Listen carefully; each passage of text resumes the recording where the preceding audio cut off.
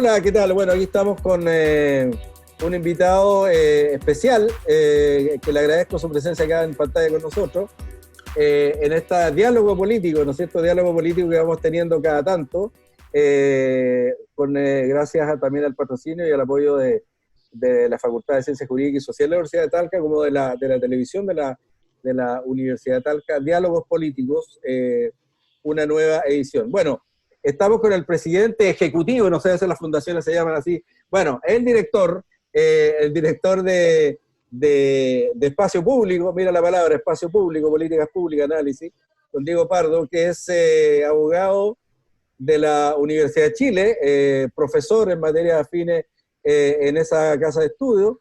Así que, y estamos acá muy agradecidos que él haya decidido aceptar nuestra invitación.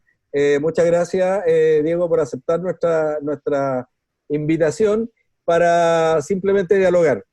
Entonces, mira, yo quiero partir, abrir fuego, diciéndote que la política pública o las políticas, o como dicen, ¿no es cierto?, los sajones, politics, polity y policy, ¿no es cierto?, política, la política y la política, las instituciones. Bueno, esto es clave hoy día. Yo creo que la política, al decir un diálogo político, las políticas públicas, en una época tan excepcional, tan difícil, de una pandemia increíble, ¿no es cierto?, tremenda, pesadilla a nivel mundial, el seguimiento de las políticas públicas, su análisis empírico, concreto, y qué sé yo, es fundamental. Y yo entiendo eso como el trabajo, ¿no es cierto?, así lo entiendo, el trabajo que ha llevado de un tiempo a esta parte el equipo de Espacio Público, ¿no es cierto?, que algunos somos fans de poder seguir el material, de elaborar, lo sigo, uno ahí se mete a la web, ve la información, entonces es muy interesante. Entonces te doy la bienvenida y te doy un espacio, si te parece, para que cuentes brevemente Espacio Público, de qué se las da, digamos, de qué se las da Espacio Público, y algunos elementos de la metodología y de los temas de los contagios y los temas que ustedes han puesto en las políticas públicas, análisis también de cómo se ve la situación de la metodología y cómo está la situación de la pandemia en Chile y cómo penosamente uno va contando la cantidad de contagios diarios y penosamente también el tema de los fallecidos, etc. Así que te doy el saludo y muy bien, Diego. Bueno, primero, muchas gracias por la invitación. Feliz de estar acá.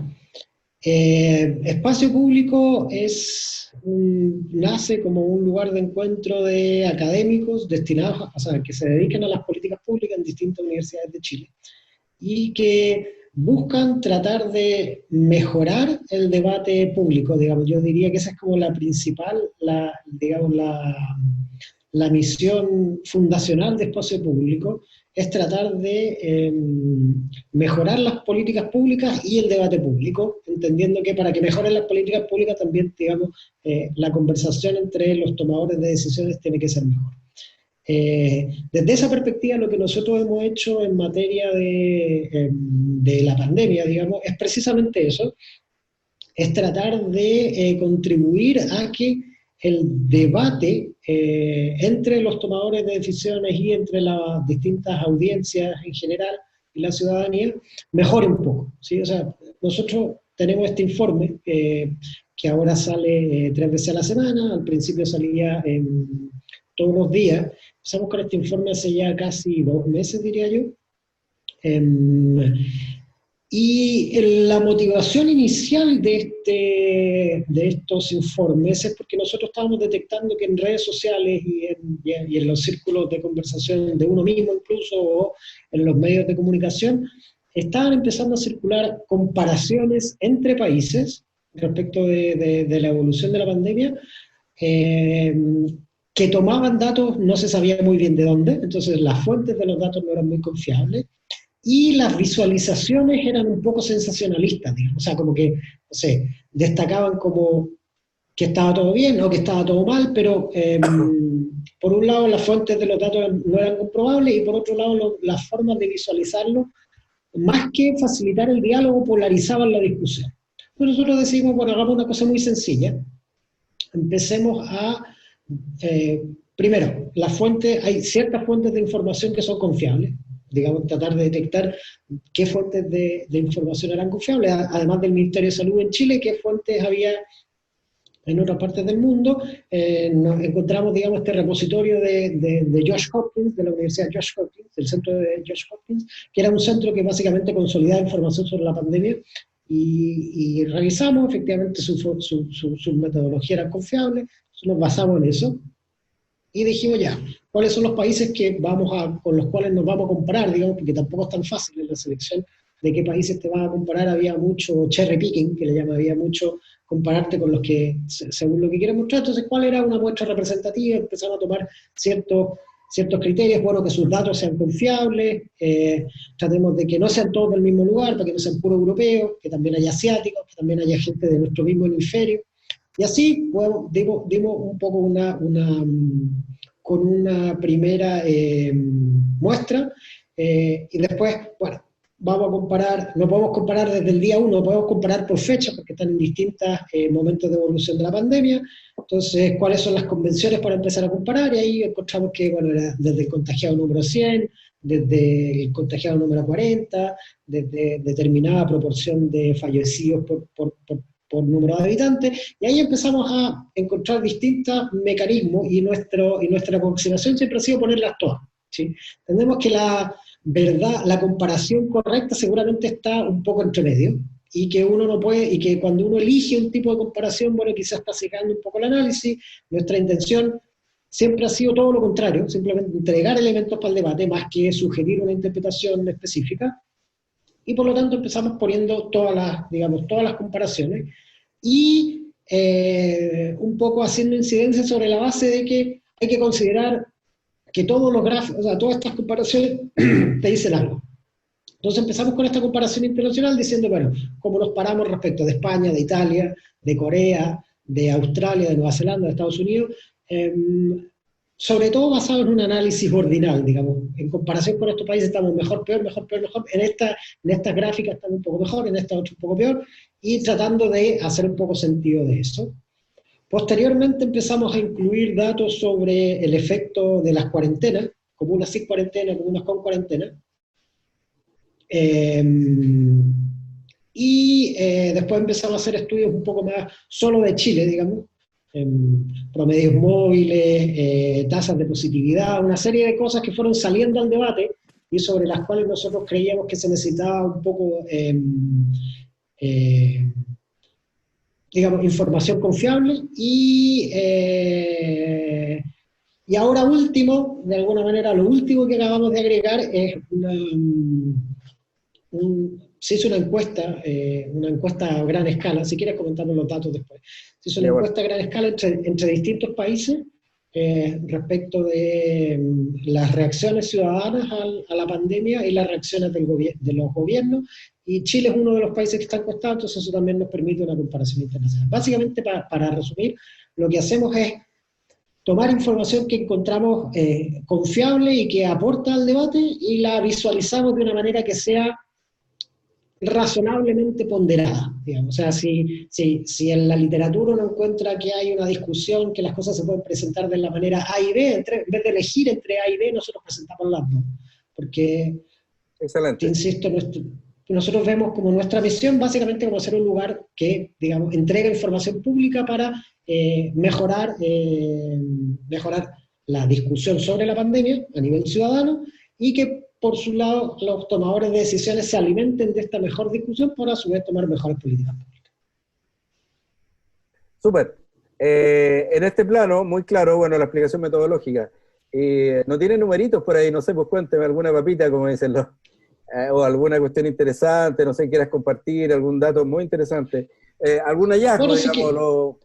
¿Estamos contando bien? ¿No estamos contando mal? ¿O estamos llevando una estadística razonable? ¿Cuál es la liti? O sea, ¿cuál es el tema interesante que tú nos puedes Nosotros comentar? hoy estamos bien preocupados porque hay tres elementos, ¿sí? Esto que ves acá es Sí.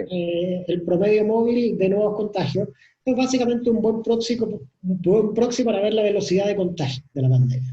Entonces, efectivamente uno ve que, como digamos, entre el 11 de abril y el 21 de abril, como por ahí, digamos, había una meseta en el número de Exactamente. contagios. ¿Sí? Ahora esa meseta se hace, digamos, el fin de semana del 1 de mayo. Esto, digamos, como son promedios móviles, tienen la fecha un poco corrida, pero Así es. el fin de semana del 1 de mayo, lo que Pic. observamos es, digamos, esto. ¿Sí? Entonces, veníamos con una curva pronunciada, pero no tanto. La velocidad después se estanca un poco en esta meseta y después Esas se dispara. famosas mesetas, claro. Y se dispara a una velocidad mayor que la que teníamos antes. Qué brutalidad. ¿Sí? Entonces, eso lógicamente es uno de los primeros elementos por los cuales nosotros vemos con preocupación lo que está pasando hoy en día, digamos. Entonces, ese es un primer elemento. El segundo elemento, si tú miras las tasas de positividad, esto que está acá, ¿sí? Estas tasas de positividad que tenemos acá, ¿sí? Lo que tú ves es que las tasas de positividad diarias estaban relativamente estables, ¿sí? En cerca del 8% por ahí, y después el fin de semana del 1 de mayo también se empiezan a disparar. ¿Sí?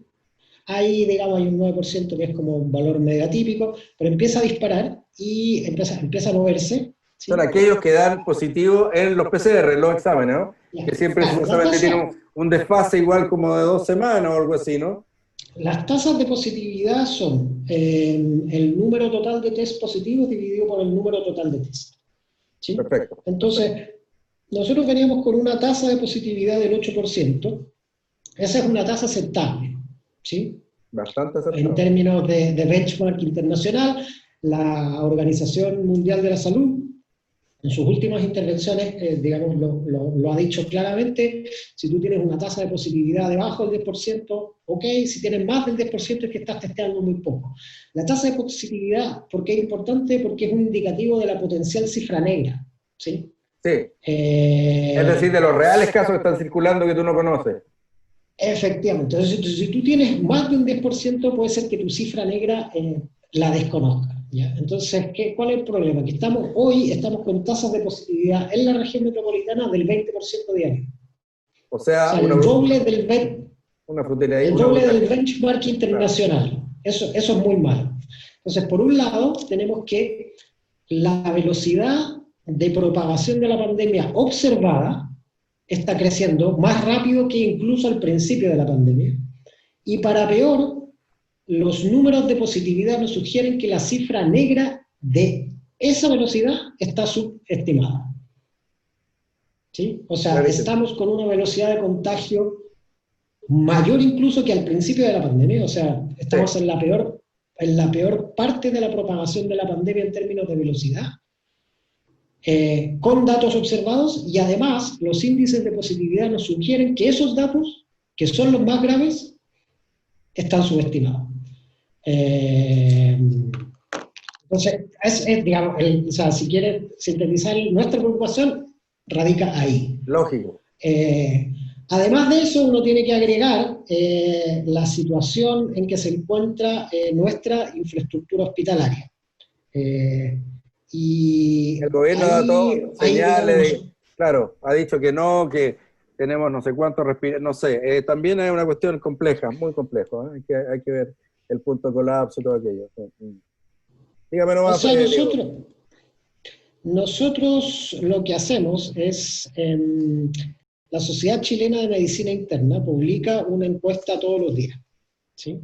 La Sociedad Chilena de Medicina Interna hace varios días ya que viene reportando que la región metropolitana está más o menos en un 90% de ocupación de su sistema de respuesta para pacientes críticos.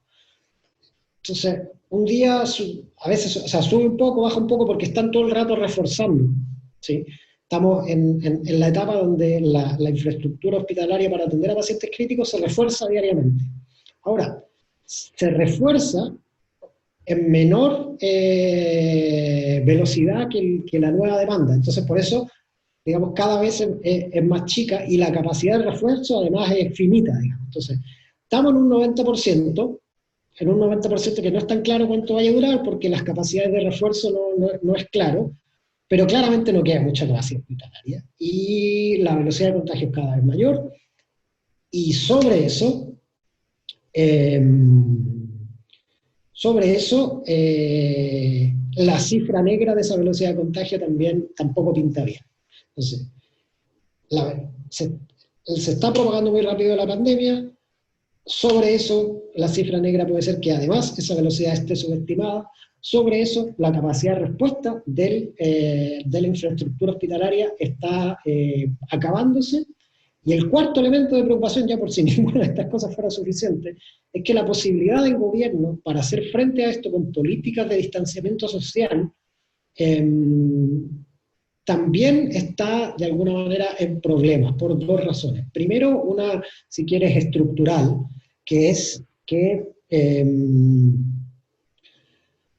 cuando tú tomas una medida de distanciamiento social hoy, de alguna manera los que ya se contagiaron antes no los vas a afectar, y como la enfermedad tiene un periodo de incubación, y después de ese periodo de incubación aparecen los síntomas, y después esos síntomas se transforman se agravan en enfermedad, y después tú, digamos, te transformas en un demandante de recursos hospitalarios. Las medidas que tú adoptas hoy respecto del distanciamiento social solo van a afectar la demanda de recursos hospitalarios en 3 semanas más. ¿Sí? Entonces, hay algo estructurado en tus políticas de distanciamiento social que nunca van a ser tan efectivas, o sea, no van a ser efectivas de inmediato, digamos, su efectividad la vas a ver en 3 semanas más. Y ese es, digamos, el problema, por así decirlo, estructural de las medidas de distanciamiento social. Son per se imperfectas. Y el segundo problema, digamos, que ese es coyuntural, o sea, o específico de Chile, es que el gobierno chileno, digamos, está en problemas, al menos relativamente si uno lo mira con otros gobiernos del mundo, a la hora de ordenar medidas de distanciamiento social. Tenemos esto que te compartí, es un trabajo de Fetzer y otros autores que acaba de salir, digamos, que hicieron una encuesta a gran escala en 58 países sobre 100.000 respuestas, y digamos, en lo que importa, y yo te quiero mostrar, digamos, es que si uno mira los hábitos de distanciamiento social, los hábitos sanitarios en Chile, en general están mal, digamos.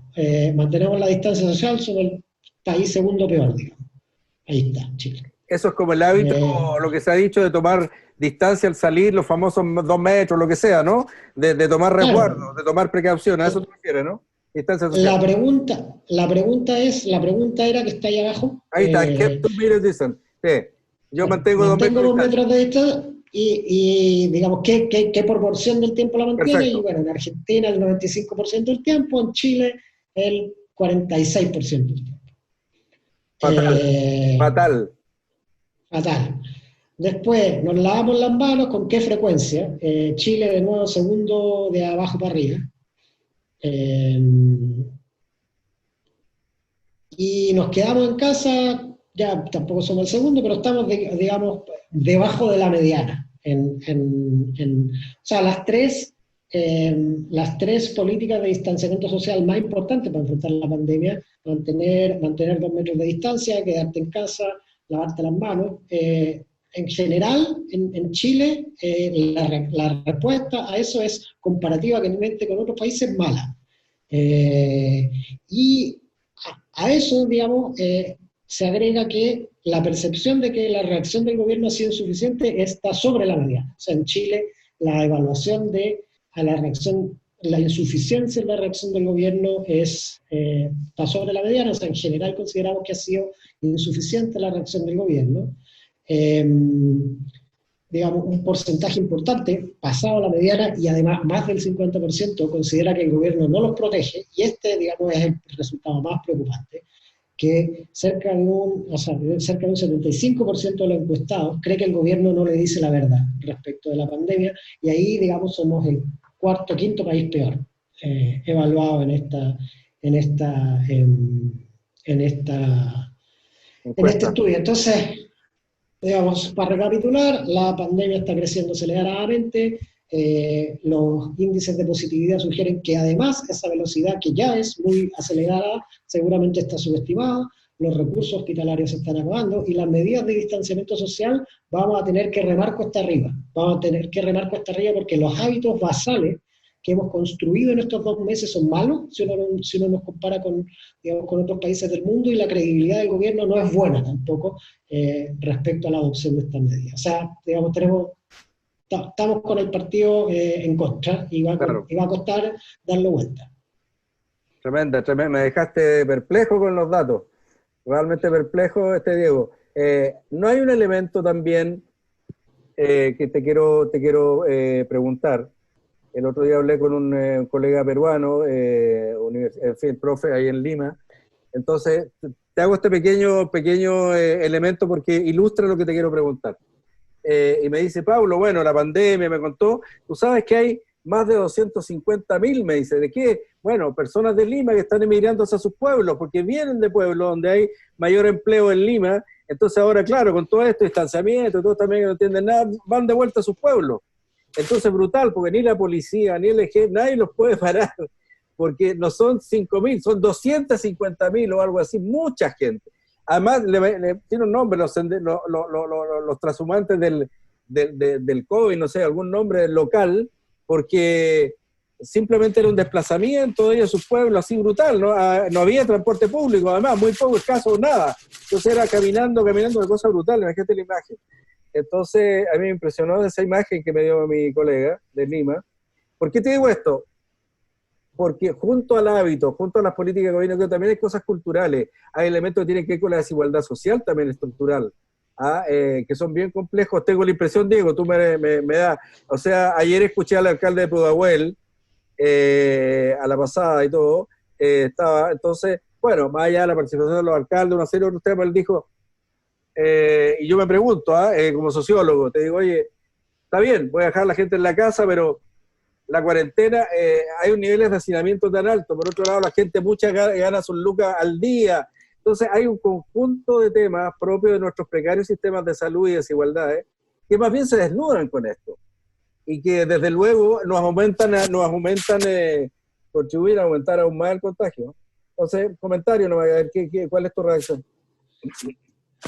O sea, cuando uno agrega como la variable económica de los ingresos de las personas, el panorama se vuelve más sombrío todavía. Hoy David Bravo, digamos, el estadístico súper conocido de la Católica, presentó un estudio longitudinal de empleo durante la pandemia. Y lo que él decía, bueno, ya el sector informal lleva años creciendo en Chile. Y digamos, el sector informal tiene todo cuesta arriba, ahora con las cuarentenas, digamos, porque no puede trabajar. Si no puede trabajar, no puede generar ingresos. Queda dependiente de estas medidas de alivio económico del gobierno, pero que son bien bajas, digamos, el ingreso de emergencia que se ha aprobado el día de ayer son 65.000 pesos mensuales, decreciente además para los siguientes meses. Eso pero no, para que tengamos, no sirve para nada, Diego, perdona. Para que tengamos un orden de magnitud, el consumo básico del último quintil de ingresos en Chile, o sea, las personas más pobres de Chile, gastan en cuentas y arriendo y alimentos, digamos, o sea, lo que no puedes no hacer, digamos, cuando estás en tu casa, 72.000 pesos. O sea, ni siquiera cubre estos 72.000 pesos, de alguna manera, este consumo de subsistencia, ¿sí? En esta, digamos, en esta teoría del consumo de Keynes, el consumo de subsistencia, el que nunca cambia, el que no puedes reducir, digamos, por así decirlo, la ordenal, el origen de tu demanda de consumo, es de 72.000 pesos en Chile. El programa de ayuda aprobado ayer ni siquiera cumple eso, así que el sector informal la tiene difícil. La otra parte, el otro 70% del sector formal también lo tiene difícil, porque el desempleo está subiendo, digamos, y en ese otro porcentaje, lo que decía hoy día David Bravo, es que cerca de el 75% de las personas que pertenecen al sector de empleo formal, o sea, tres cuartos, no tienen manera de realizar sus trabajos de manera remota, ¿sí? O sea, eh, digamos, tres cuartos de la actividad económica, por ponerlo en números gruesos, son la actividad formal, los empleados formales, y de esos, otros tres cuartos, digamos, no tienen ninguna manera de realizar sus actividades de manera remota. Eso significa que están sujetos a una de dos medidas, o a la suspensión temporal del empleo, en virtud de esta ley que les permite acceder al seguro de cesantía.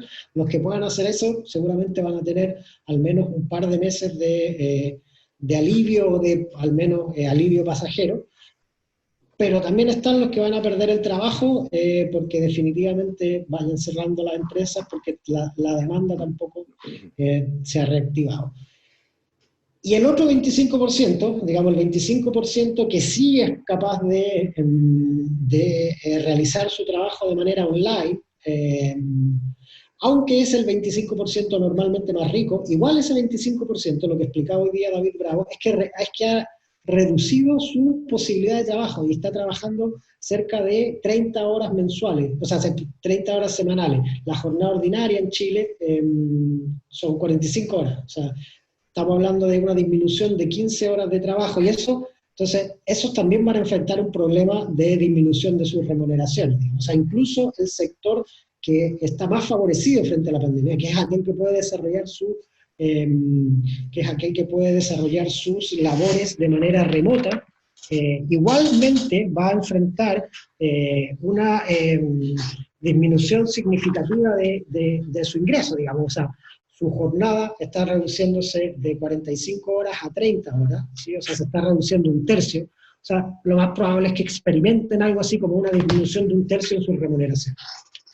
Para resumir el asunto, digamos, sombrío, el sector informal la tiene muy difícil, seguramente no va a tener manera de generar ingresos durante la pandemia y la ayuda estatal no es suficiente para cubrir su ingreso de emergencia, digamos, el que no se puede disminuir esos 72.000 pesos que representan el gasto en alquiler, cuentas y alimentación del último quintil de Chile.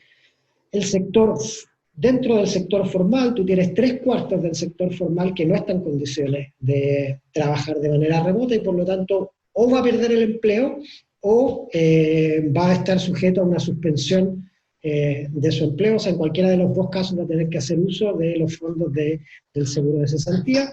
Eso de alguna manera es, el seguro de cesantía es, en comparación con los informales, están en mejores condiciones. Y después el cuarto restante del sistema formal, que sí puede trabajar de manera remota, de todas maneras va a haber seguramente reducido su ingreso en algo así como un 30%. Es decir, la situación no puede ser peor. En esas condiciones, además, lógicamente va a ser difícil que la gente tenga disposición a respetar las cuarentenas, ¿sí? O sea, uno siempre puede tratar de poner las cosas como en términos morales, pero está bien, digamos, más allá de que la gente quiera obedecer a la autoridad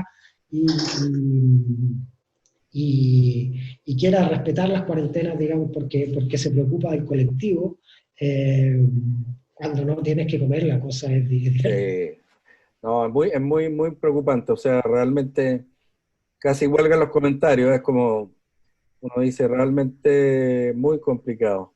¿Cómo ves tú en general, bueno, ya lo comentaste ya con el apoyo mínimo de subsistencia por debajo de la línea prácticamente de la subsistencia elemental, ¿no es cierto?, en términos de recursos, pero ¿cómo ves tú como la racional, como la manera de encarar esto en términos de políticas públicas, digamos así? ¿Cómo ustedes lo han evaluado? ¿Cómo ustedes seguramente en sus seminarios o intercambio, análisis, han visto las políticas, no te las detalles, las políticas públicas, digamos, todas las ayudas, tal? Yo no he visto estudios todavía por mis clases y todo, pero he hablado con gente vinculada a la familia, con distintos aportes de pymes, o sea, todo es muy precario, Diego, todo es muy precario. ¿Y cuál sería tu juicio, ustedes que están entre manos con las políticas públicas? que se han puesto en acto, se han puesto, digamos, en los últimos, yo qué sé, meses o este mes prácticamente. Conjunto de políticas públicas paliativas de protección. ¿Cuál es como la racional que le ves tú? O sea, el diseño de un ingreso mínimo asegurado es de primer orden, es una medida de primer orden. Y es una medida que tiene que tener en cuenta, digamos, el costo de vida, como los 65.000 pesos de los que estábamos hablando, que se aprobaron ayer, equivalen a algo así como $2 diarios. En todas partes del mundo, digamos, $2 diarios es extrema pobreza, digamos. Entonces uno tiene que encontrar una manera de que el ingreso mínimo garantizado al menos esté cerca del umbral de pobreza, ¿sí? $5 diarios. No digamos, $2 diarios, que es la extrema pobreza. Siempre, digamos, hay que... las finanzas públicas, uno siempre quiere, unos van a querer más, unos van a querer menos, pero hay un mínimo, digamos, que uno tiene que ser capaz de asegurar. Esa es una medida de primer orden, y que es importante destacar. Las medidas como esta siempre tienen harto, digamos, algunos falsos positivos, en el sentido de que puede ser que le hagas llegar ayuda económica a personas que lo necesitan, si tu instrumento no está adecuadamente diseñado. Pero por otra parte, los instrumentos adecuadamente diseñados toman tiempo y toman esfuerzo del gobierno, y también son imperfectos. Digamos, si tú le vas a hacer una encuesta de situación económica a cada persona antes de entregarle el subsidio, seguramente se lo va a terminar entregando en octubre, digamos, de este año. Se transforma en ineficaz. Entonces, al final. Hay que, o sea, primero, de primer orden, un ingreso mínimo de emergencia que permita a las personas subsistir, y, digamos, olvidarse de la idea. Nosotros tenemos una buena tradición en Chile de que nuestras políticas públicas estén razonablemente dirigidas a los destinatarios. Así es. Y eso yo creo que es una buena tradición y está bien, pero en estos momentos hay que relajarse un poco con esa, digamos, con esa exigencia de evitar subsidios cruzados ¿cómo se llama? Y que las políticas lleguen a donde se ven, y repartir, digamos, y repartir un poco, entendiendo que te vas a equivocar y que seguramente va a haber familias donde quizás le van a llegar 2 o 3 subsidios juntos. Bueno, digamos, es lo que va a tener que pasar, digamos, claro, en esta contingencia, a cambio de llegar a tiempo, porque digamos, los sistemas de screening y de selección de los subsidios toman tiempo, y aplicarlo a estas alturas del partido puede ser peor que la enfermedad. así es. Así es. Sí, totalmente de acuerdo. La otra pregunta, fíjate, bueno, con la cifra y todo, y cómo estamos, ¿hay alguna fuente de aprendizaje o esto en puro empírico, no? Puro new framing, o sea, una nueva, lo que te quiero decir, porque uno dice ya, uno aprende de Europa, aprende de acá, uno se da cuenta, no sé, por ejemplo, yo qué sé, en Argentina hicieron como un shutdown, me contaba un colega de Buenos Aires, sobre todo, tenía una hipótesis, no te la comento para no comer más tiempo y darte la lata, pero muy interesante. Entonces, la élite, bueno, hay unas razones, entonces el párale total. En otras partes, una locura, porque en otras partes uno ve, ayer vi a Boris Johnson en Londres, entonces, no, aquí sigamos nomás, entonces, que siga la producción, ¿no? Vamos. Y la primer ministro de Escocia, con toda razón, entonces iniciaba su speech diciendo stay home, no le haga caso al caballero al lado, no se está sanando. Entonces, es interesante. Entonces, ¿por qué te digo esto, Diego? Porque hay mucha plasticidad, ¿no es cierto? Hay mucha cambio. Acá, un país, me comenta un amigo mexicano, espantado, o sea, realmente ahí, bueno, un amigo, colega mexicano, no es que yo como chileno esté hablando, sino que te transmito lo que mi colega mexicano, entonces le dije, no me voy a orar tan loco, o sea que esta cuestión es, ¿no es cierto?, es brutal. Y un amigo español que está allá me dice, Pablo, si yo salgo y todo el mundo está en la feria, está leseando, así como que no. Entonces hay aprendizaje en cabeza ajena, como se dice, o sea, o nosotros empíricamente vemos que más allá de la ayuda y lo que corresponde, pero en términos de estrategia, aquí no hay ninguna receta, viejo, ¿no? No hay, o sea, no hay manera de...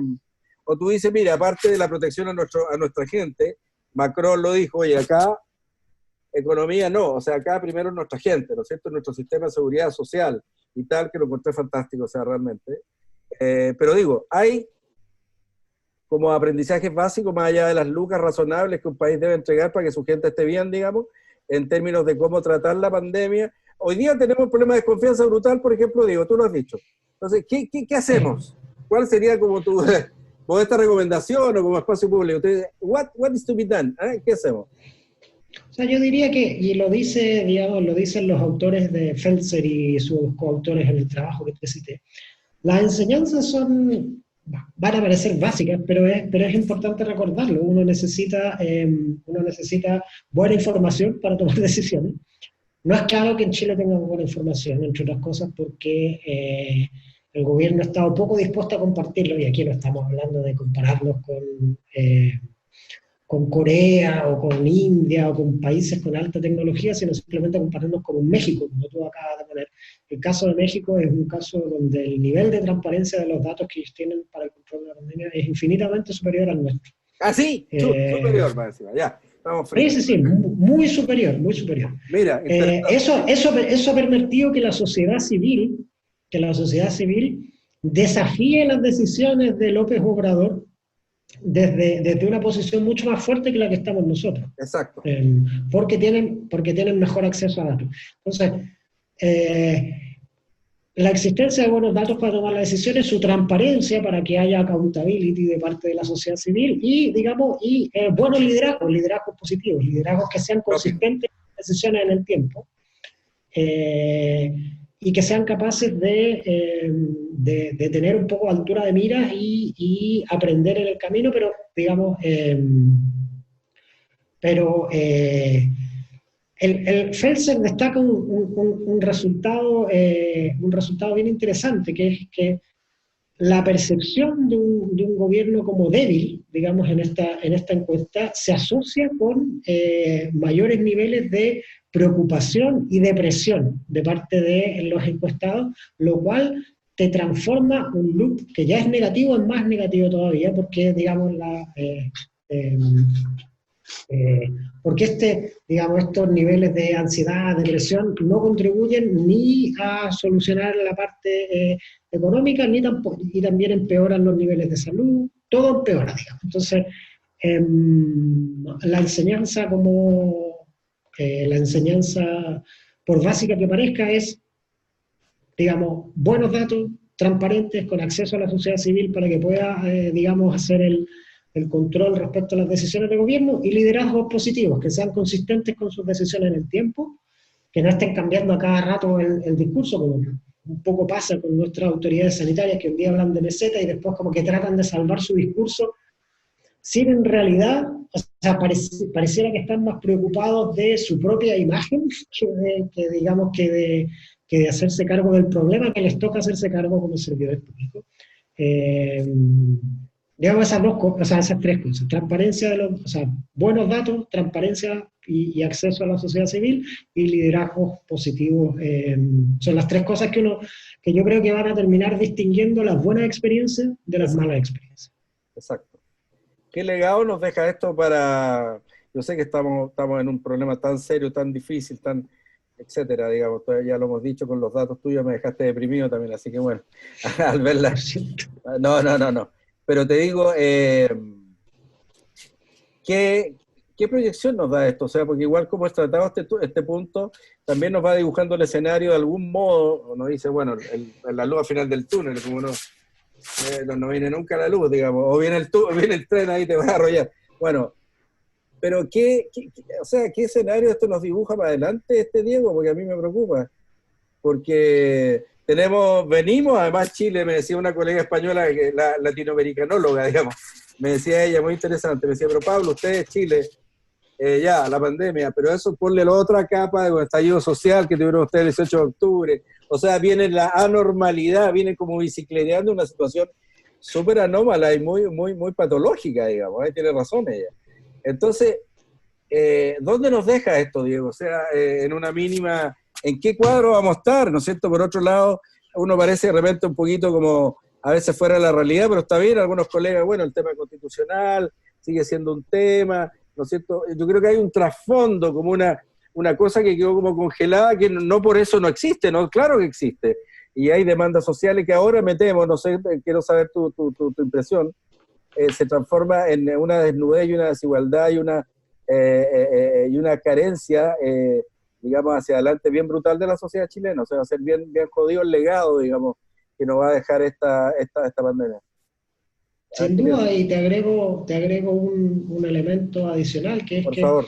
históricamente nuestras crisis económicas, la manera en que hemos salido de las crisis económicas, no solo Chile, digamos, todas partes del mundo, la manera de salir de una crisis económica es sacrificando medio ambiente.